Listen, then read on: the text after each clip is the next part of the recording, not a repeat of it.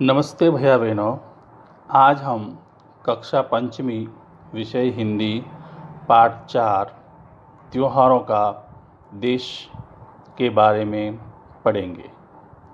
भैया बहनों, इससे पूर्व हमने प्रार्थना पत्र व निबंध के बारे में पढ़ा था। आज हम त्योहारों का देश कविता पढ़ेंगे। कविता का पहले वाचन करूँगा, इसके बाद इसमें आए कठिन शब्दों का अर्थ बताऊँगा व उसके बाद कविता का हम सभी अर्थ जानेंगे। भैया बहनों, पाठ का नाम है त्योहारों का देश। इस कविता में भारत में अनेक त्यौहार मनाए जाते हैं। हर दिन कोई न कोई उत्सव मनाया जाता है। भारत में रक्षाबंधन, स्वतंत्रता दिवस, विजयदशमी, ईद, होली, दीपावली, मकर संक्रांति, गणतंत्र दिवस आदि त्यौहार मनाए जाते हैं। अब मैं इस कविता का वाचन करूँगा, आप ध्यान से सुनेंगे। हुलस रहा माटी का कण कण, उमड़ रही रसधार है। त्योहारों का देश हमारा, हमको इससे प्यार है। मन भावन सावन आते ही हरियाली छा जाती है। राखी के दिन बहिन खुशी से फूली नहीं समाती हैं। घर बाहर झूले ही झूले, गाते राग मल्हार है। त्योहारों का देश हमारा, हमको इससे प्यार है। आज़ादी के दिवस तिरंगा घर घर पर लहराता है। वीर शहीदों की गाथाएं हमको याद दिलाता है। मन भावों से भर जाता है, माँ की जय जयकार है। त्योहारों का देश हमारा, हमको इससे प्यार है। भैया बहनों, इस प्रकार मैंने इस कविता का वाचन किया। आप भी ऐसे घर पे वाचन करेंगे। अब इसमें जो कठिन शब्द आए हैं उनका अर्थ बता रहा हूँ। हुलसना, हुलसना का अर्थ होता है प्रसन्न होना। रसधार, रसधार का अर्थ होता है रस की धारा। मन भावन, मन भावन का अर्थ होता है मन को प्रसन्न करने वाला। फूला नहीं समाना, इसका अर्थ होता है बहुत खुश होना। राग, राग का अर्थ होता है गीत। मल्हार, वर्षा ऋतु में गाया जाने वाला एक राग। शहीद, शहीद का अर्थ होता है बलिदान होने वाले। गाथाएं, गाथाएं का अर्थ होता है कहानियाँ। इस प्रकार भैया बहनों, हमने इनमें जो कठिन शब्द आए थे उनका अर्थ जाना। भैया बहनों, अब हम इस कविता का अर्थ जानेंगे। ध्यान से आप सुनेंगे और समझेंगे। हुलस रहा माटी का कण कण, उमड़ रही रसधार है। त्योहारों का देश हमारा, हमको इससे प्यार है। देखिए भैया बहनों, इसका अर्थ होगा हमारे देश की मिट्टी का कण कण प्रसन्नता से भरा है और यहाँ रस की धारा उमड़ रही है। अर्थात प्रत्येक व्यक्ति के मन में खुशियाँ भरी हुई है और हर व्यक्ति एक दूसरे को प्यार और सम्मान देता है। अगली पंक्तियाँ हैं।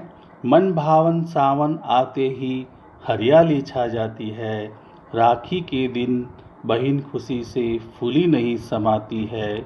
घर बाहर झूले ही झूले, गाते राग मल्हार है। त्योहारों का देश हमारा, हमको इससे प्यार है। भैया बहनों, इन पंक्तियों का अर्थ जानेंगे। सावन का महीना सबके लिए खुशियाँ लेकर आता है। धरती पर सब तरफ हरियाली छा जाती है। उसके बाद सावन के महीने में चारों तरफ हरियाली छा जाती है भैया बहनों। उसके बाद जो त्यौहार आता है वो आता है राखी का त्यौहार। राखी का त्यौहार इसी महीने में आता है। भैया बहनों बताओ, राखी का त्यौहार में क्या होता है?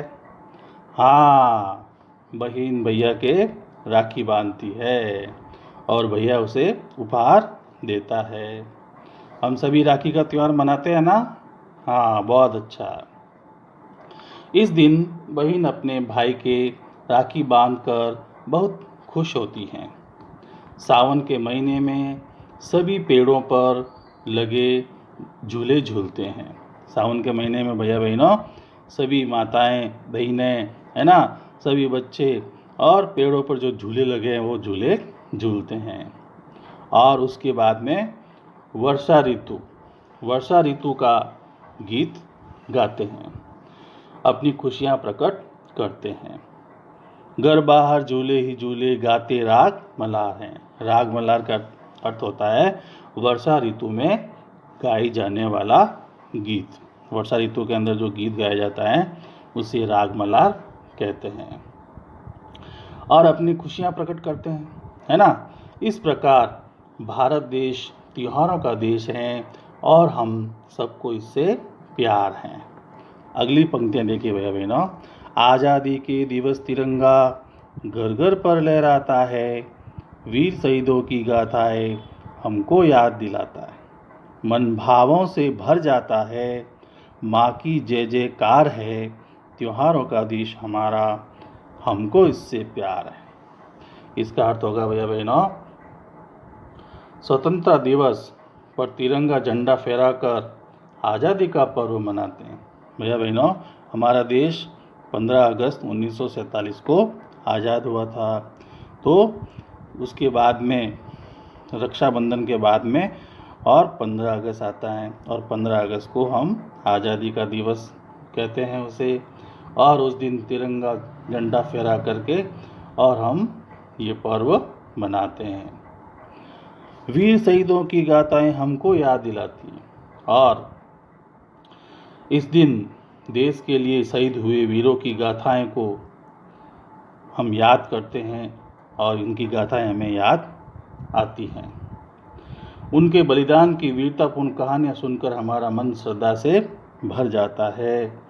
हम सभी भारत माता की जय जयकार प्रसन्नता प्रकट करते हैं और मन भावों से भर जाता है और माँ की जय जयकार करके अर्थात भारत माता की जय जयकार करके हम प्रसन्नता प्रकट करते हैं। इस प्रकार भारत देश त्योहारों का देश है, हम सबको इससे प्यार है। अब भैया बहनों अगली पंक्तियों का मैं फिर से वाचन करूँगा और इसमें जो कठिन शब्द आए हैं उनका अर्थ बताऊँगा। उसके बाद इस कविता में जो पंक्तियाँ आई हैं उनका अर्थ बताऊँगा।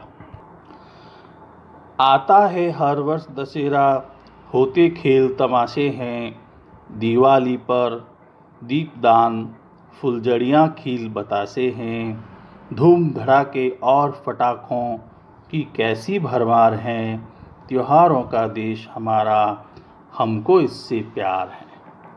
भाईचारे का संदेशा ले ईद मुबारक आती है, मीठी खीर सिवैयाँ सबके मन को भाती हैं, खेल खिलौने पाते बच्चे क्रिसमस के उपहार हैं, त्योहारों का देश हमारा हमको इससे प्यार है। भैया बहनों इसमें जो कठिन शब्द आए हैं उनका अर्थ जानेंगे, उसके बाद इन पंक्तियों का अर्थ समझेंगे। देखिए इसमें जो कठिन शब्द हैं, दीपदान, इसका अर्थ होता है दीपक जलाना। भरमार, भरमार का अर्थ होता है बहुत सारा। भाईचारा, भाईचारे का अर्थ होता है भाइयों की तरह रहना। मुबारक, मुबारक का अर्थ होता है शुभ। मन को भाना, मन को भाने का अर्थ होता है अच्छा लगना। इस प्रकार इन जो आगे की पंक्तियों में जो कठिन शब्द आए थे उसका अर्थ हमने जाना। अब हम इसका अर्थ जानेंगे। आता है हर वर्ष दशहरा, होते खेल तमाशे हैं, दीपावली पर दीपदान फुलझड़ियाँ खिल बतासे। वर्षा ऋतु के बाद भैया बहनों कौन सा त्यौहार आता है? विजयदशमी। बहुत अच्छा, विजयदशमी का त्यौहार आता है। इस दिन कई खेल तमाशे होते हैं और उसके बाद दीपावली का त्यौहार आता है। दीपावली का त्यौहार लोगों के जीवन में उत्साह बढ़ता है। इस दिन सभी लोग घी के दीपक जलाते हैं। भैया बहनों दीपावली का त्यौहार आता है तो हम क्या करते हैं? रोशनी करते हैं ना। हाँ, तो किसके दीपक जलाते हैं? बहुत अच्छा, घी के दीपक। और क्या करते हैं? फटाके छोड़ते हैं। बहुत अच्छा। और हाँ, बहुत अच्छा, मिठाइयाँ बांटी जाती हैं। तो उस दिन दीपावली के दिन फटाके छोड़ते हैं, घी के दीपक जलाते हैं और एक दूसरे को मिठाइयाँ बांटी जाती हैं। प्रेम भाव से सभी रहते हैं। धूम धड़ाके की आवाज़ों से मन में खुशी का संचार होता है। धूम धड़ाके और फटाके, है ना, फटाकों की आवाज़ धूम धड़ाके की, तो सभी लोग आपस में खुशी रहते हैं, खुश रहते हैं और सभी में खुशी का संचार होता है। इसके बाद भाईचारे का संदेश देने वाली ईद का पर्व आता है। देखिए, भाईचारे का संदेश ले ईद मुबारक आती है। मीठी खीर सेवइयाँ सबके मन को भाती है ना। इसके बाद में ईद का त्यौहार आता है और ईद के दिन लोग घरों में सेवइयाँ बनाते हैं। क्या बनाते हैं भैया बहनों? सेवइयाँ और मीठी खीर बनाते हैं। इस प्रकार वो लोग ईद मनाते हैं और ईद के त्यौहार को भाईचारे का त्यौहार कहा गया है। और उसके बाद क्या आता है भैया? खेल खिलौने पाते बच्चे क्रिसमस के उपहार है। त्योहारों का देश हमारा, हमको इससे प्यार है। ईद के बाद में क्रिसमस का त्यौहार आता है। किसका त्यौहार आता है? क्रिसमस का। क्रिसमस के दिन क्या करते हैं? क्रिसमस का त्यौहार आता है तो इस दिन बच्चों को उपहार के रूप में खिलौने मिलते हैं, है ना। सभी लोग इस त्यौहार को बहुत प्रसन्नता से मनाते हैं। देखिए भैया बहनों, इस चित्र के अंदर भी है ना, क्रिसमस का त्यौहार मना रहे हैं। इस प्रकार भैया बहनों हमने आज इस कविता के बारे में पढ़ा। शेष भाग अगले कालांश में पढ़ेंगे। धन्यवाद।